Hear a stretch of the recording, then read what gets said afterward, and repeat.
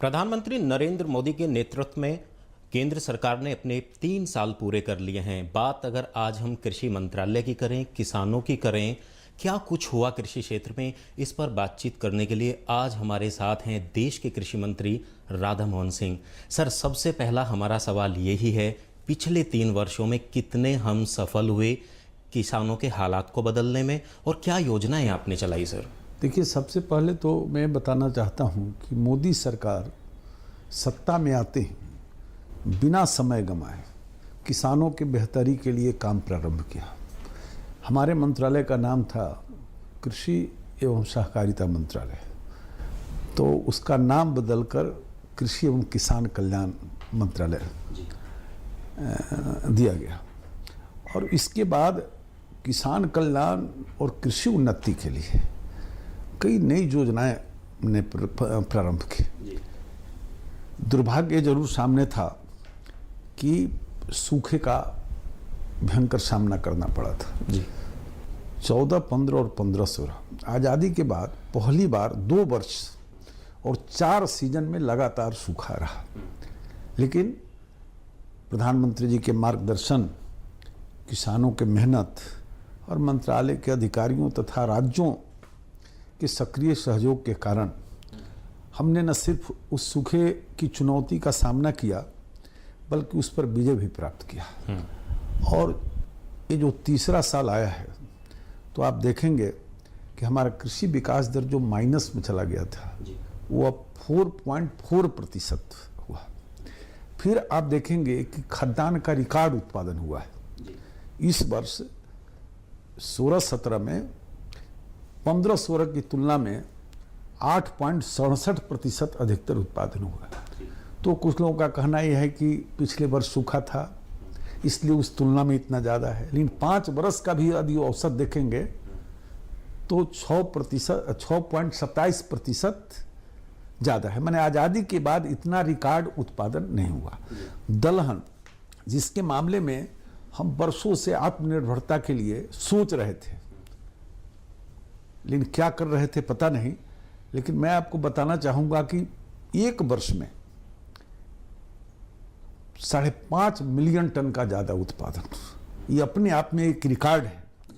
और इसके लिए हमने कई नई पहले की। राज्य सहायता बढ़ाया, राष्ट्रीय खाद्य सुरक्षा योजना के तहत जिलों की संख्या बढ़ाई, फ्री में मिनी किट दिया। देश के अंदर बीज का संकट था, तो पिछले वर्ष ही हमने 100 बीज हब बनाए, और उसका परिणाम है कि दलहन का जो उत्पादन हुआ है, और जिस प्रकार से हम लगे हुए हैं, अगले 2-3 वर्षों में हम आत्मनिर्भर बनेंगे। इसी प्रकार से आप देखेंगे कि दूध के उत्पादन में अगर पिछले 3 वर्ष जो हम सत्ता में नहीं थे, उस 3 वर्ष की तुलना में इस 3 वर्ष की तुलना करेंगे तो 11% से ज़्यादा का वृद्धि हुआ है। यदि अंडा का देखेंगे तो 5.5% की वृद्धि हुई उत्पादन में, जबकि 2 वर्ष हमारा सूखे का था। यही मेरा एक सवाल था कि प्रधानमंत्री नरेंद्र मोदी का कृषि क्षेत्र में शुरू से ही काफ़ी फोकस रहा, लेकिन सर वो कौन सी महत्वपूर्ण योजनाएं हैं वास्तव में जो ज़मीनी स्तर पर वो लागू हुई और उसकी वजह से ये सब संभव हो पाया? देखिए, सबसे पहले तो इस देश में 55% जमीन को पानी नहीं जी। तो प्रधानमंत्री कृषि सिंचाई योजना शुरू की गई। प्रधानमंत्री जी ने व्यक्तिगत रूप से इसमें रुचि ली जी, और प्रधानमंत्री कृषि सिंचाई योजना शुरू की। फिर इस देश में सॉइल हेल्थ मैनेजमेंट की चर्चा होती थी, थोड़ी बहुत फॉर्मेलिटी भी भारत सरकार की ओर से होता था, लेकिन राज्यों को 1 पैसा सॉइल हेल्थ कार्ड के लिए नहीं जाता था जी। कुछ राज्य यदि प्रयत्न करते थे तो कोई मानक तय नहीं था जी। तो प्रधानमंत्री जी ने सॉइल हेल्थ कार्ड योजना के लिए राज्यों को राशि देने की व्यवस्था की। इसी तरह से आप देखेंगे कि ये जो जोखिम होता है, आपदाएं आती है, तो उसको कॉस्ट ऑफ कल्टीवेशन मिल जाए, तो इसके लिए बीमा योजना, लेकिन उसमें भी किसानों को ऐसे उसमें मानक थे, तो उसमें परिवर्तन किया जी। और प्रधानमंत्री फसल बीमा योजना, जो देश के किसानों को सुरक्षा कवच प्रदान किया। इसी तरह से जैविक खेती, कम लागत की खेती के विकास के लिए देश में भारत सरकार की ओर से कोई योजना नहीं थी, राज्य को कोई सहायता नहीं मिलती थी, तो जैविक खेती के विकास के लिए परंपरागत कृषि विकास योजना शुरू की गई। इसी तरह से जो मार्केट है जिसमें किसान को अच्छा मूल्य मिले, तो राष्ट्रीय कृषि बाजार की योजना देश में शुरू हुई। इसी तरह से आप देखेंगे कि किसानों की आमदनी बढ़ाने में मेड़ पर पेड़ राष्ट्रीय कृषि वानिकी योजना पिछले वर्ष से शुरू हुई। इसी तरह से आप देखेंगे कि यूरिया का संकट था, दुरुपयोग होता था, तो निम्न लेपित यूरिया पूरे देश में, अब एक दाना भी देश में यूरिया पैदा लेता है, आता है मार्केट में, तो नीम लेपित होता है।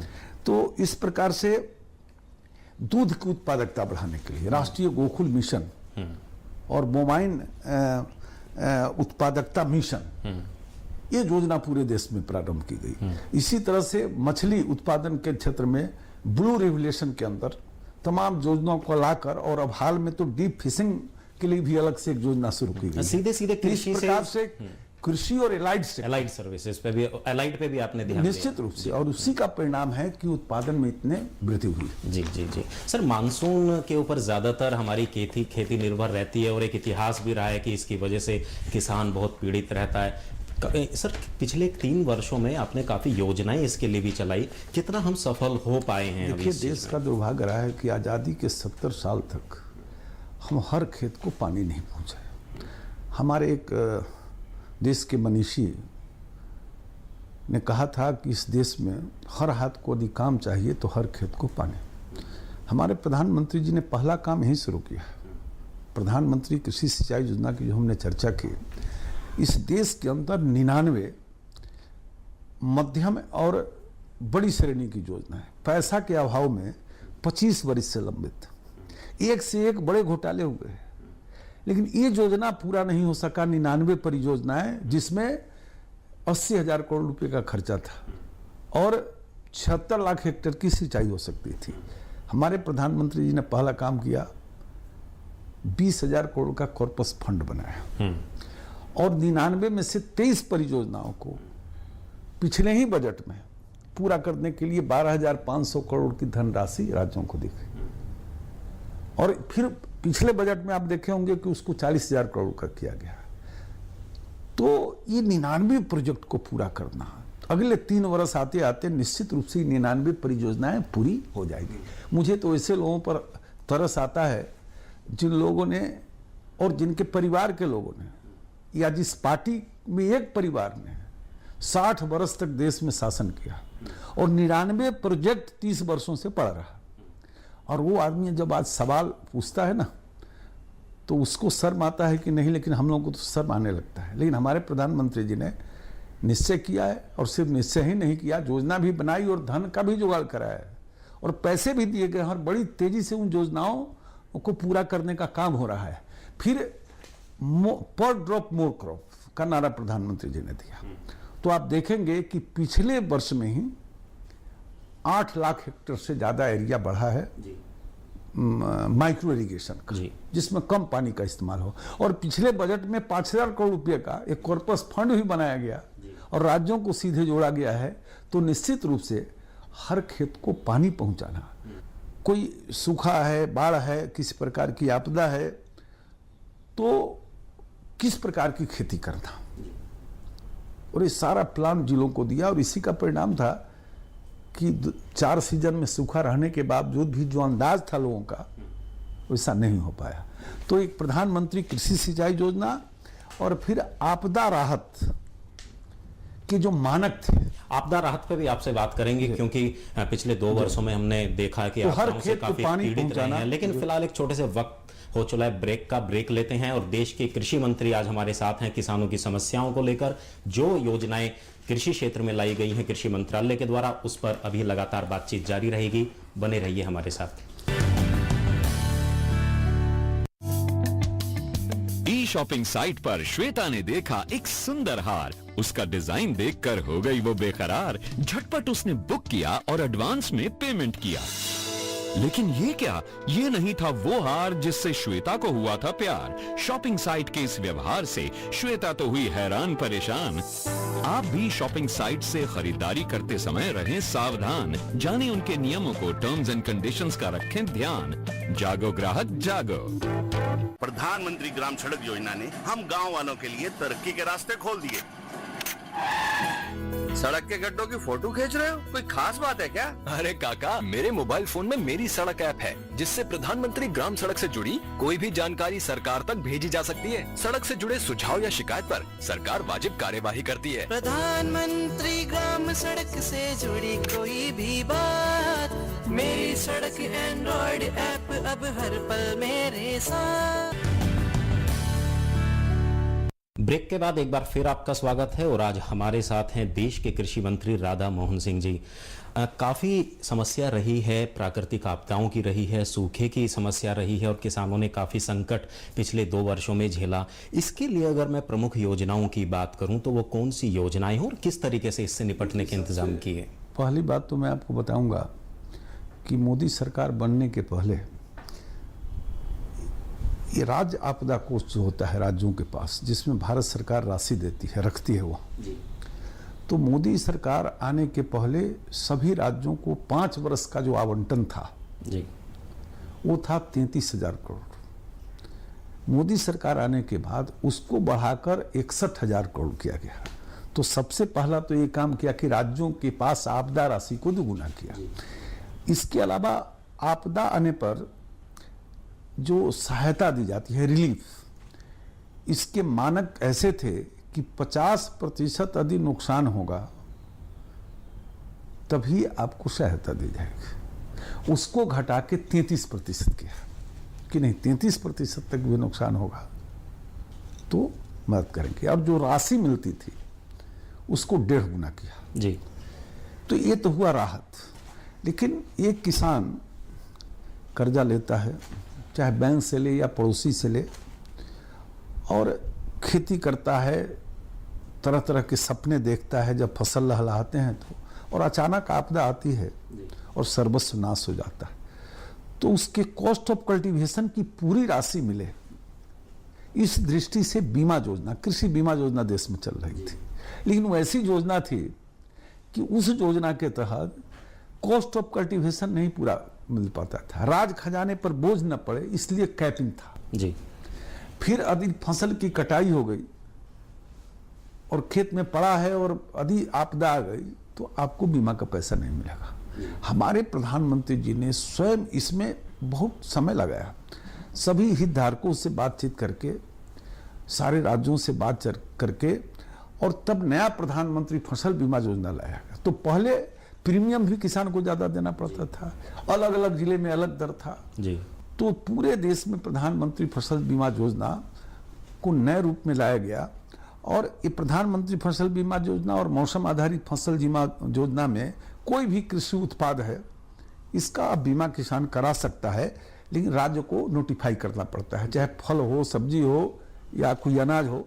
और उसमें कैपिंग को हटा दिया गया और प्रीमियम कम कर दिया गया, रबी में 1.5%, खरीफ में 2% जी।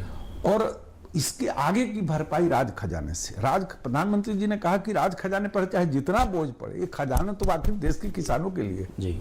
और याद रखिए कि प्रधानमंत्री बनते समय प्रधानमंत्री जी ने बहुत साफ कहा था कि हमारी प्रतिबद्धता गांव, गरीब और किसान के प्रति है, हमारी सरकार की प्रतिबद्धता। और दूसरी बात उन्होंने ये भी कही थी कि मैं प्रधानमंत्री अपने लिए या अपने लोगों के लिए नहीं बना हूं, मैं देश के 125 करोड़ लोगों के लिए बना हूं। और उन्होंने करके पहली बार दिखाया प्रधानमंत्री फसल बीमा योजना लाकर कि राज खजाने पर जितना बोझ पड़े, कैपिंग नहीं रहेगा, कॉस्ट ऑफ कल्टीवेशन की पूरी भरपाई की जाए। और कटाई के बाद 14 दिन बाद भी यदि आपदा आती है तो पूरा बीमा जोड़ेगा मिलेगा। तो ये बीमा योजना एक प्रकार से किसानों के लिए सुरक्षा कवच है और आपदा से भय मुक्त होकर किसान अपनी पूंजी लगाता है और यदि आपदा आई तो पूरी भरपाई होती है। और इसका परिणाम आप देखेंगे कि 15-16 में खरीफ में 3 करोड़ 9 लाख किसानों ने बीमा कराया था। इसमें मात्र 15 लाख ऐसे किसान थे जो गैर ऋणी थे, स्वयं जाके उत्सुकता से बीमा कराया था। लेकिन 16-17 के खरीफ में देखेंगे तो 3 करोड़ 80 लाख किसानों ने कराया। उसमें 1 करोड़ 15 लाख किसान ऐसे थे कि जो ऋण नहीं लेते हैं, फिर भी बीमा कराया। तो कितना आकर्षक योजना और कैसी सुरक्षा कवच है।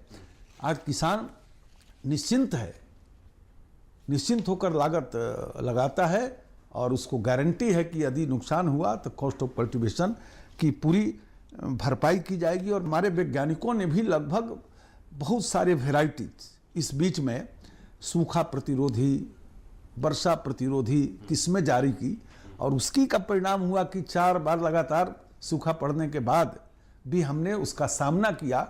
सर, किसानों की लागत एक बहुत बड़ा मुद्दा रहता है। कृषि क्षेत्र में ज़्यादा लागत आती है तो किसान को बचत नहीं होती है। सर, किस तरीके से हम उसकी आय को बढ़ा सकते हैं और लागत कैसे कम हो सकती है? सर देखिए, हमने पहले भी बताया था आपको कि हर खेत को पानी, 55% खेत को पानी नहीं है। अगर पानी नहीं है तो उत्पादन बढ़ेगा नहीं, और उत्पादन नहीं बढ़ेगा तो फिर उसको लागत भी महंगा पड़ेगा, पानी की व्यवस्था करनी पड़ती है। तो एक तो प्रधानमंत्री कृषि सुझाव हर खेत को पानी दे, ताकि किसान को पानी के बिना या पानी खरीद के खेती करते हैं, कितना महंगा होता है। हम लोग के इलाके में 200 रुपये प्रति घंटा छोटे किसान बड़े किसान के नलकूप से पानी लेते हैं। लेकिन लागत कम करने के लिए देखिए 2007-8 में पूरे दुनिया की चेतावनी दी गई कि सॉइल हेल्थ मैनेजमेंट करो, सॉइल हेल्थ कार्ड किसानों को दी जाए।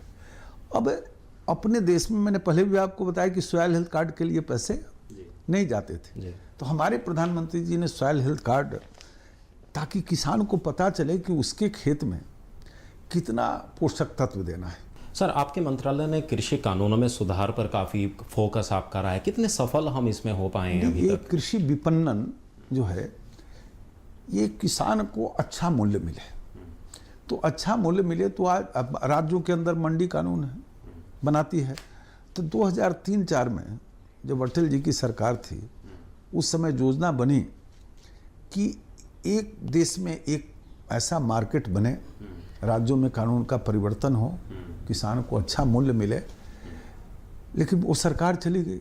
तो 10 वर्ष तक एक बैठक इस पर जरूर हुई 2010 में, 2010 में शायद बैठक की थी, और 10 वर्ष कोई काम नहीं हुआ। हमारे प्रधानमंत्री जी ने सरकार बनने के तुरंत बाद उन्होंने कहा कि एक देश एक बाजार, और 14 अप्रैल 16 को राष्ट्रीय कृषि बाजार ई नाम पोर्टल जारी किया। अब आप देखेंगे कि ई नाम पोर्टल जारी हुआ 14 अप्रैल 16 को, और देश के 417 मार्केट जुड़ चुके हैं। हम राज्यों को पहले 30 लाख अब 70 लाख रुपया देते हैं, प्रस्ताव वहाँ से आते हैं। राज्यों ने अपने कानून में परिवर्तन किया, और 14 अप्रैल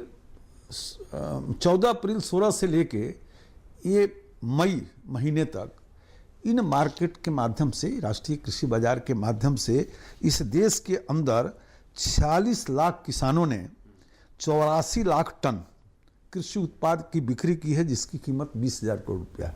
जी, किसानों को अच्छा मूल्य मिल रहा है। हमारा लक्ष्य है मार्च 18 तक 585 मंडियों को। जी, वक्त हो चला है ब्रेक का। ब्रेक लेते हैं, और देश के कृषि मंत्री आज हमारे साथ हैं। किसानों की समस्याओं को लेकर जो योजनाएं कृषि क्षेत्र में लाई गई हैं कृषि मंत्रालय के द्वारा, उस पर अभी लगातार बातचीत जारी रहेगी। बने रहिए हमारे साथ। जैसे सूट टाइप, यू नो, मुझे ये ग्रीन या फिर ब्राउन। ठीक है, आप ये पैक कर दीजिए। सेब कितने का दिया?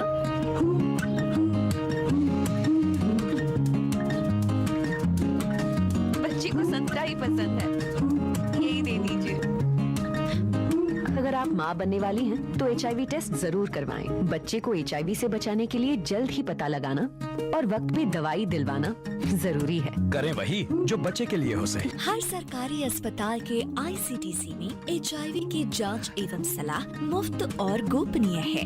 भैया 2 कोल्ड ड्रिंक देना। 30 रुपए दे दो। पर MRP के हिसाब से तो सिर्फ 24 रुपए हुए। MRP को छोड़ो, ठंडा करने के लिए बर्फ भी तो लगता है। पर आप MRP से ज्यादा नहीं ले सकते। ये गलत है। जी हाँ, MRP जानना हर ग्राहक का हक है। अगर कोई दुकानदार MRP से अधिक डिमांड करे तो उसके खिलाफ अपने राज्य के विधिक माप विज्ञान विभाग में शिकायत करें। आप नेशनल कंज्यूमर हेल्पलाइन की भी मदद ले सकते हैं।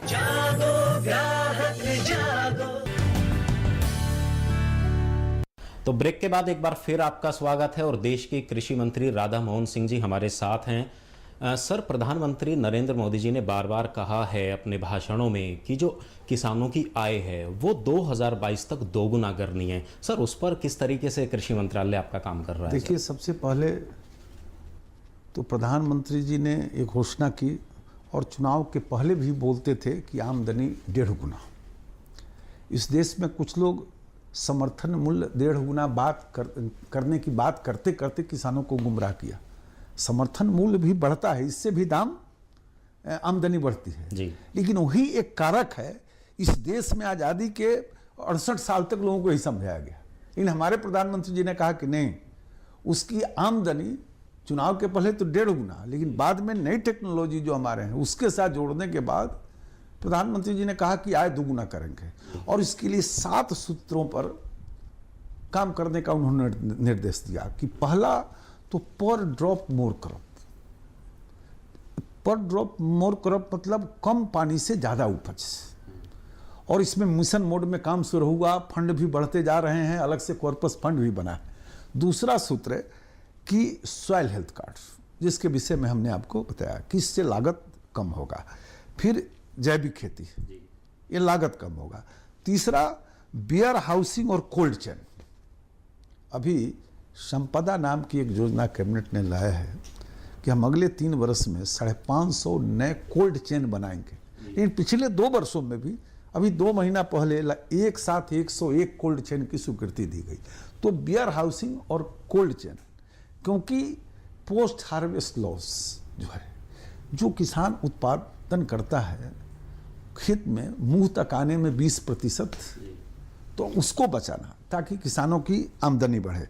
फिर वैल्यू एडिशन पर काम शुरू हुआ है पूरे देश में, ताकि किसानों की आमदनी, एक किसान यदि लाल मिर्चा बेचता है लेकिन यदि उसका पाउडर बनाकर समूह में उसको बेचे, FPO का गठन, FPO मतलब फार्मर्स प्रोड्यूसर ऑर्गेनाइजेशन, और उत्पाद का वैल्यू एडिशन करे।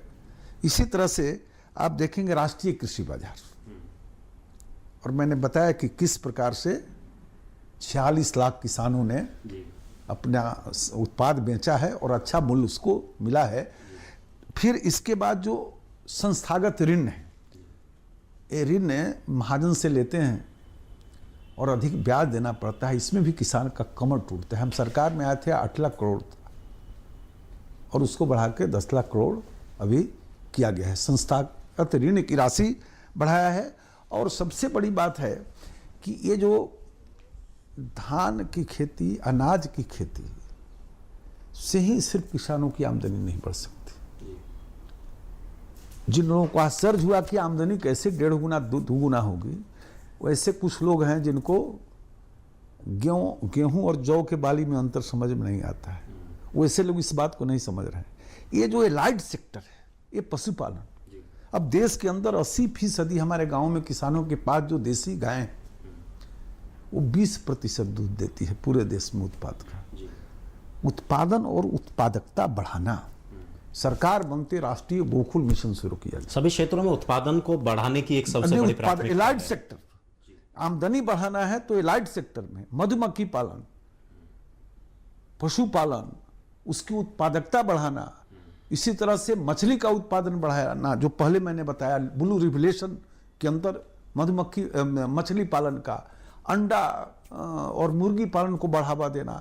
तो इन क्षेत्रों में जो पिछले 2-3 वर्षों के अंदर जो काम हुआ है, उसके परिणाम अब प्रकट हो रहे हैं। आप देखेंगे कि मोदी सरकार आने के 3 वर्ष पहले अंडा का उत्पादन, मछली का उत्पादन, दूध का उत्पादन का वृद्धि दर क्या था, और इस 3 वर्ष में वृद्धि दर कितना बढ़ा है। तो किसानों की आमदनी बढ़ाने के लिए एग्रीकल्चर के लाइट सेक्टर में भी काफी काम किया है। मेड़ पर पेड़ नई योजना प्रधानमंत्री जी ने चलाई, राष्ट्रीय कृषि वानिकी योजना, और राज्यों को कहा कि तुम कानून में परिवर्तन करो, 20 प्रजाति के लकड़ियों को यातायात के नियमों में ढील दो। तो पिछले वर्ष 8 राज्यों ने कानून में परिवर्तन किया। वहाँ किसानों को हमने पैसा दिया पेड़ की खेती करने के लिए। इमारती लकड़ियों का दुनिया में सबसे बड़ा आयातक देश हिंदुस्तान है, और किसान को पाबंदी है कि उसकी खेती नहीं कर सकता है। तो 8 राज्यों ने पिछले बार नियम बदला और 12 राज्य इस बार नियम बदले हैं। 20 राज्यों के अंदर हम किसानों की आमदनी बढ़ाने के लिए कृषि वानिकी के तहत पेड़ की खेती के लिए मदद कर। आमतौर पर जिन क्षेत्रों के बारे में बातचीत नहीं की जाती उनकी तरफ काफी फोकस आपकी सरकार का रहा। आपने तमाम मुद्दों पर बातचीत की, कृषि से जुड़े मुद्दों पर, किसानों से जुड़े मुद्दों पर, और अब उम्मीद की जानी चाहिए कि कृषि जो है वो घाटे का सौदा नहीं होगा, वो आने वाले समय में भविष्य में जो है वो फायदे का सौदा होगा। बहुत बहुत धन्यवाद सर दूरदर्शन से बातचीत करने के लिए।